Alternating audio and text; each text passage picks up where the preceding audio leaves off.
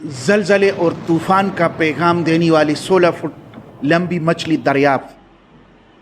ज़लज़लों, तूफ़ानों और कुदरती आफ़ात की तारीख़ बहुत पुरानी है, लेकिन आपको हैरत होगी कि चिली सैंडियागो के मछेरों ने तूफ़ान और ज़लज़ले का पैगाम देने वाली तवीलुल क़ामत मछली दरियाफ़्त की।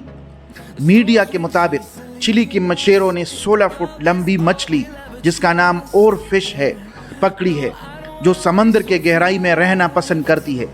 माहिरीन का कहना है कि अगर ये मछली सतह समंदर पर नजर आए तो इसका मतलब ये है कि ज़मीन की टेक्टोनिक प्लेटें अपनी जगह तब्दील कर रही है। ये याद रहे कि ये प्लेटें ज़मीन के तवाज़न को बरकरार रखती है।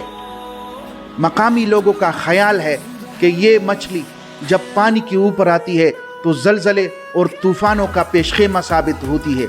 ताहम साइंस हकीकत पर मबनी है, यकीन रखती है, ऐसी मफरूज़ों को नहीं मानती।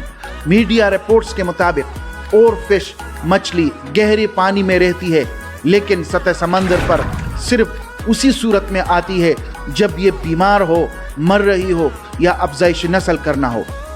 इससे कबल ये मछली अप्रैल 2022 में न्यूजीलैंड के साहिल पर पाई गई थी, जिसे मकामी मछेरों ने देखा था।